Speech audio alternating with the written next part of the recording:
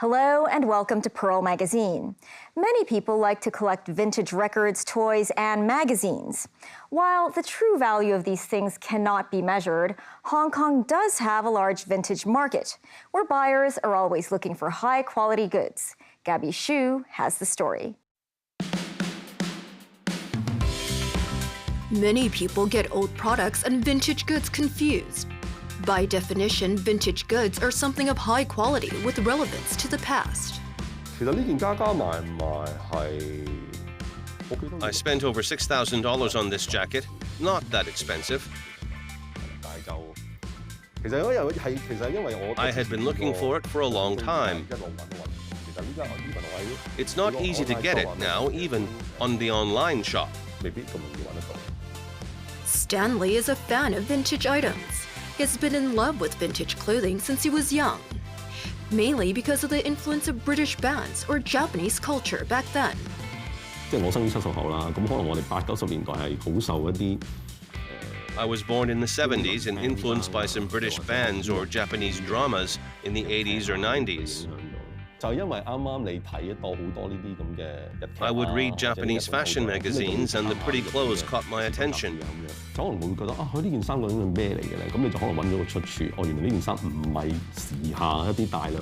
After searching more, I found they're not mass-produced clothes, but made in the past like in the 1980s. He often goes to the Japanese online stores to source vintage clothes, as he thinks there's only a few American vintage shops in Hong Kong. I bought these from Japan. Both are online stores. This cost me $5,000 to $6,000. Japan is a place that admires American culture. Especially after World War II, lots of supplies were from the US, so sometimes you would find a great American vintage item in Japan, but not in the US. Due to his love of vintage items, Stanley has even organized a vintage market since 2016, gathering dozens of vintage sellers to show their products. I love vintage items, so I want to make it happen. I would find a suitable location and ask the cost of renting this place. Then I calculate how many booths we can have here. I get the money from every person renting a booth and then give the money to the landlord. If I want to earn anything from doing this, it may not happen. He had been in the clothing business for 11 years. Although he contributed to the vintage market 9 times, he never ran a vintage shop himself. He thinks it's difficult for a vintage clothing business to survive. The number of vintage items will decrease and the selling price would get higher. Although the market might be large, I only have one for selling. For example, I might be lucky enough to buy these clothes from an auction site or somewhere at only $1,000, while its market price is $5,000. But it cannot be scaled up. Some are pessimistic about this industry, but others think there is still room for growth. Vintage clothing is not necessarily second-hand. Like this perfume bottle, it was manufactured by a Czech factory in the 1960s, so it's brand new and hasn't been opened. Milky launched a Facebook page to sell vintage goods about 10 years ago. At the time, she met clients in subway stations for transactions. 6 years ago, she started a physical store in Causeway Bay. She's turned her hobby into her job. When I was studying in Germany and the UK, I bought many vintage goods from those shops and flea markets.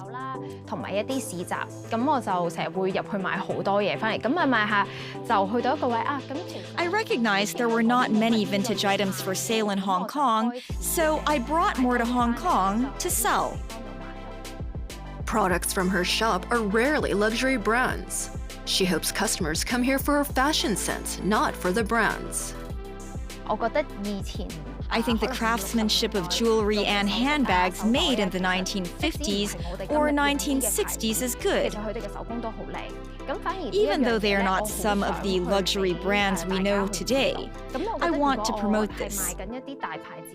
If I sell those brand name products, customers come here for those brands, not because I have an eye for sourcing vintage items.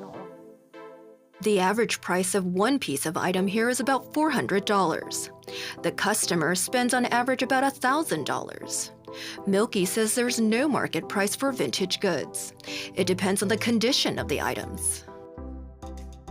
Any decolorization or staining will affect the price. Also, the place of origin, the purchase price, there are so many factors.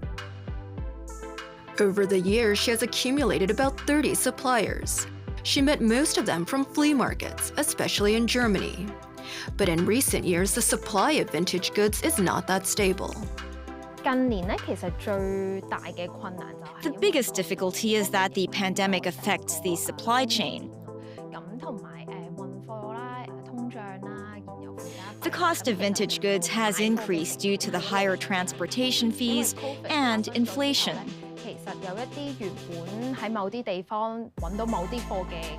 Some of our suppliers can't get vintage goods during this time. It is a bit complicated. Although the supply is not stable, online sales are good during the pandemic. Revenue is not as good as it was before 2019, but she's never lost money doing this business. She closed her shop last December as she plans to move abroad, and the online business has become more mature. We love travel to Japan, and I think the vintage shop in Japan had a number of brands that are very affordable. I bought my first vintage bag at Japan, but when we back Hong Kong, we think that there's not so many this kind of shop in Hong Kong. Then we had an idea that why not we open a shop that sell affordable vintage bag, and the price can be marked between 1,000 to 2,000, and our target customer can be the graduate, the freshman, or to the office lady. Jessica started the business from an online store too. Her boyfriend is responsible for procurement, and she is in charge of product photos for their social media accounts. In 2019, they rented a shop in Chunwan to show these vintage bags. 80% of our customers prefer shop online, and then 20% of our customers prefer to see the real product. So we decided to open a studio in order to fulfill different customers' needs and wants. Hello， 你好啊，歡迎啊，可以隨便睇下，你快啲辛苦。 The shop moved to Sheungwan, but customers need to make an appointment to visit as they won't be here every day. The 190 square foot shop has a monthly rent of $8,000. There are almost 200 vintage items from Japan. There's about 60 to 70 auction houses in Japan. We spent a few $1,000s to start our business, and our first stock is only 3 bags. But fortunately, we sell them very fast, so we use the revenue to become our capital. Katie and her husband Patrick spent $5,000 on buying 3 bags from this shop. They like vintage bags because it's unlikely that other people would carry the same bag. Also, the price matters. It's not easy to buy these vintage bags, as they are unique. Also, regarding the price, although it's a classic bag, you can get one for 1/10 of the price of a new bag. Jessica says their business grew rapidly and unexpectedly during the COVID-19 pandemic. But there is a lot of competition now, as the setup costs and business thresholds are not high. Some company has shut down, or some people get fired. So many people decide to start their own business. 3 to 4 customers become our competitors. I think we are very lucky to start our business in the beginning. As some say, vintage is the new old. Jessica says that retro fashion is back in style and has confidence in the growing market. When we come back, the sights and sounds, or smells and noise, depending on your perspective, of Hong Kong wet markets. Stay with us.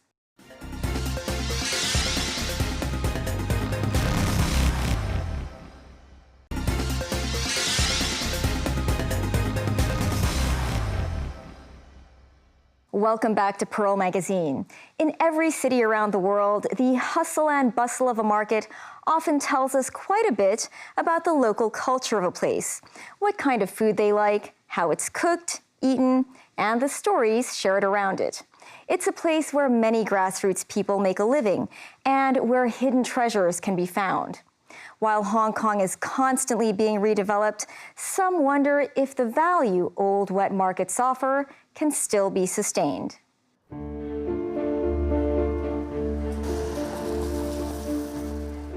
The sun has not even come out yet, but people inside this wet market in Kowloon City are already hard at work.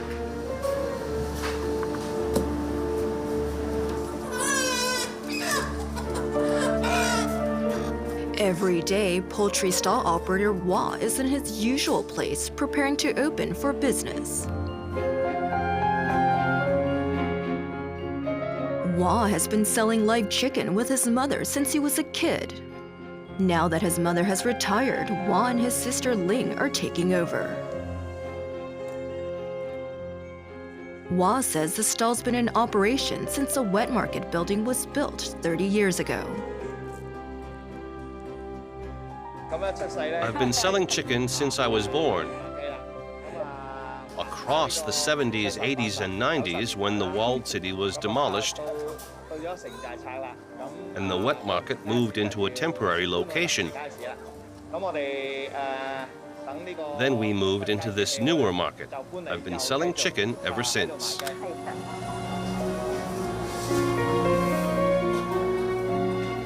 His sister Ling says she's most delighted and excited when she meets many celebrities and movie stars here. Chow Yun-far gave me his photo, a photo of me. Many customers praise Fargo's photography.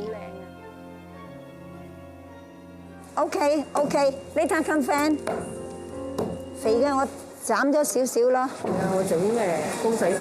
哎呀，細嚿啲啊，煲仔飯。 As the government begins to redevelop Kowloon City, Ling says she worries her customers won't come back when the dust finally settles. My old customers say, Ling, I want the freshest chicken. Where are you moving to? I said nearby. They're happy to hear it's not too far away. Moving to a new wet market building, facilities are new, so rents are expected to be higher. We hope rents to stay low, so we won't have to raise our prices. Many old folks buy from us. We always satisfy them. Upon relocation, Wah says he's determined to bring his shop's special treasure with him. These are our unique chicken tablets. Customers who have already paid can collect their chicken with these tablets. We call them chicken tablets to collect chicken. These tablets are made by my mom. She wrote them herself. I saw her make them when I was a kid. I've kept many of these to bring with me to the new wet market. Old and new. After all these years at this place, I've walked and touched every inch of this place and can tell where every stall is with my eyes closed. You don't want to let it go, but moving to a new market may bring a new vibe. I'm so looking forward to it. After you move, you won't have this setup. Not anymore. There may not be the same chicken cages. Unlike my mother, I'm quite reluctant to let go. 今日想食咩菜啊？食呢隻好啲，呢隻呢隻咩嚟㗎？呢隻生菜苗啊，依家新出㗎。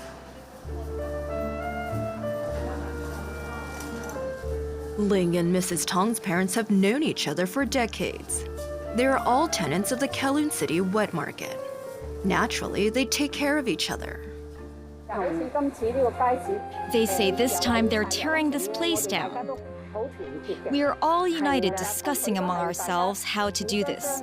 We don't go our own way. Not like they're selling chicken, so I won't be next to them.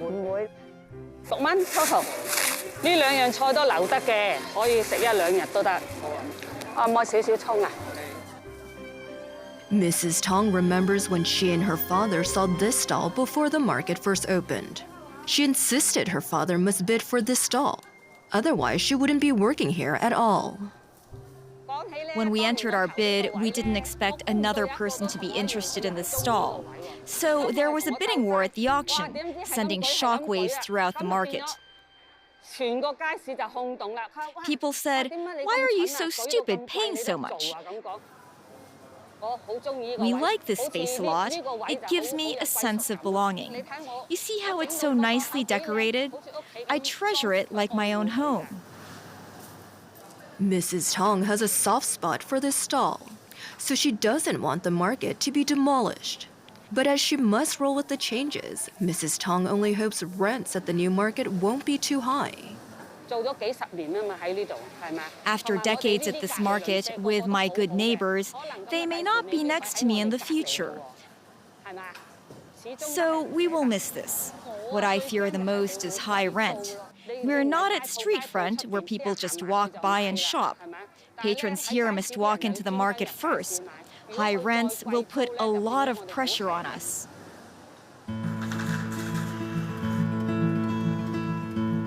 The worst fear of wet market stall operators are high rents and lack of foot traffic. Are there no such issues for open-air street stalls? Academic Billy Tang is visiting this open-air market in Central. He says there's value of these open markets. Open-air wet markets exist because there's not enough government-built markets to meet the community's huge demand. Actually, as the community keeps evolving and expands into a much larger development, these open-air markets will disappear. If you eliminate open-air markets, how do you meet the community's needs? By the end of October 2022, there were 5,200 licensed street stall operators in Hong Kong. According to the Food and Environmental Hygiene Department, it has in principle stopped issuing new licenses. Billy Tang says when these existing licenses expire, as the operators decide not to continue, we must consider a way to preserve this particular open-air market culture of Hong Kong. Open-air markets or wet markets are the core of a community. They are not just a commercial operation that involves selling and buying, but also with a certain human touch.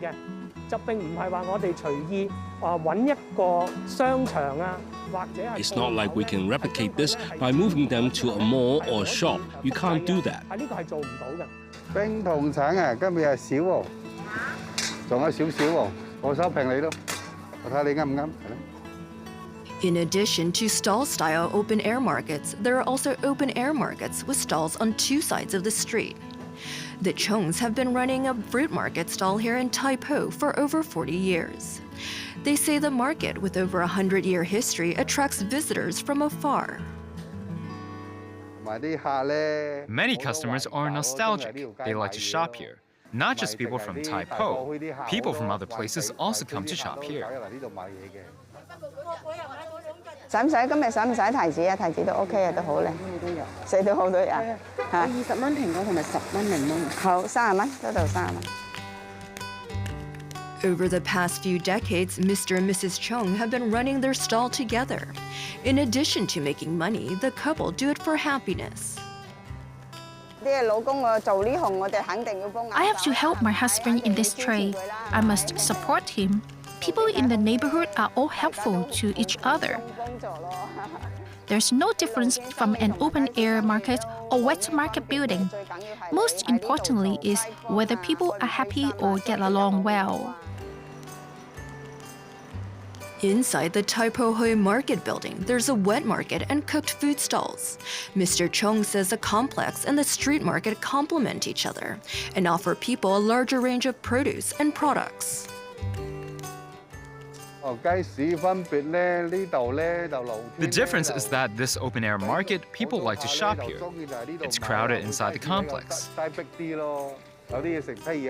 But if you want fresh fish, you go there. The food court on the second floor is nice. The new market complex is close by. So is the Fushan Street wet market. They're close by and convenient. You can shop there and then come here. Many people are like that, back and forth. Open-air markets are nice. It's a pity if they disappear in the future. The nostalgia will be lost. As the city changes, so do the people and the environment they live in. As the Chinese saying goes, without removing the old, there will never be anything new. That's our show for this week. Join us on Pearl Magazine, same time next week. Bye for now.